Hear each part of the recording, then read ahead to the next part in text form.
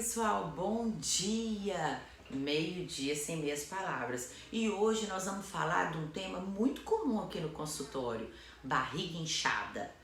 Barriga inchada, na verdade, nós médicos descrevemos isso como distensão abdominal. Mas eu tenho muita paciente, gente, que às vezes faz uma dieta até bem direitinho, não come muita coisa que poderia dar muito gás e vem e me fala: Sibeli, você tem que ver minha barriga em alguns dias no fim do dia. Parece que eu tô com uma gravidez de quase 5 meses. Então, se você tem gases, distensão abdominal, sofre de barriga inchada, esse vídeo é para você. Vamos entender, e eu vou colocar alguns conceitos aqui que eu tenho certeza que vocês vão ter curiosidade em pesquisar. Primeira coisa em relação a gases, quer dizer duas coisas basicamente. Ou que você não digeriu bem o alimento que você comeu, e a maioria das vezes esse alimento é rico em amido. Então eu estou dizendo que você pode estar com uma deficiência de produção de amilase, que é a enzima que quebra o amido. Quando você não digeriu bem esse amido vai chegar lá no seu intestino e será digerido por elas. Elas quem? As nossas trilhões de amigas que moram conosco, as bactérias, hoje muito estudadas e que estão fazendo parte do nosso microbioma intestinal. Elas estão lá, elas vivem lá, muitas lá para nos proteger, outras nem tanto. E quando eu tenho isso muito equilibrado, eu tenho uma coisa chamada eubiose. Tá todo mundo como deveria ser.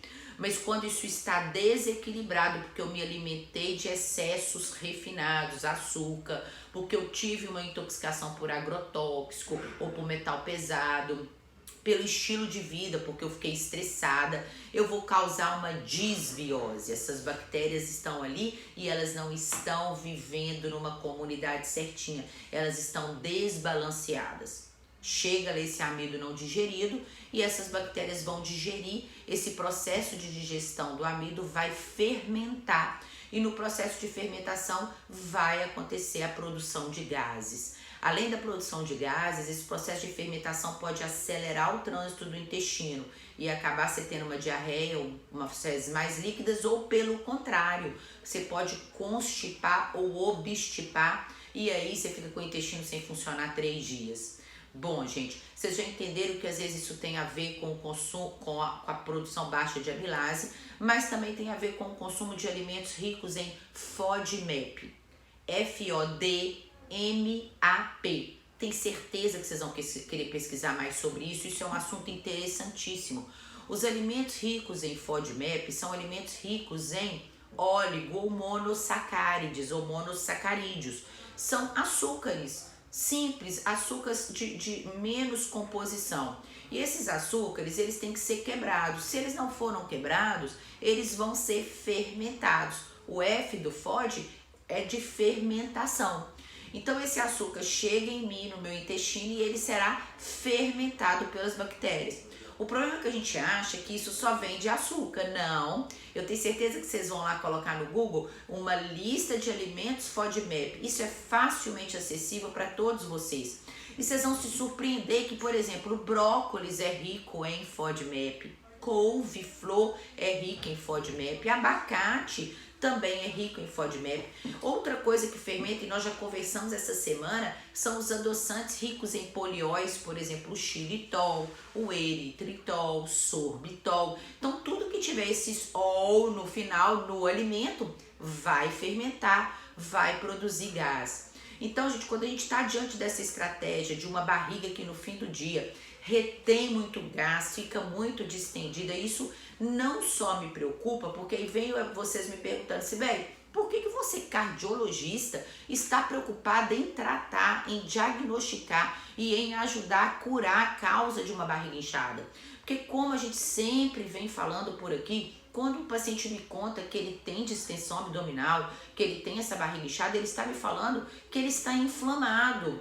Porque esse processo de alteração das bactérias, de disbiose, esse processo de fermentação dos açúcares, esse processo de aumenta a retenção de líquido lá no trato, na luz intestinal. Isso aumenta com que o meu sistema imunológico, 80% dele está no intestino, fique todo assustado e trabalhando mais do que deve. Ou seja, isso compromete diretamente a minha defesa imunológica. E isso faz com que eu comece a me inflamar cronicamente.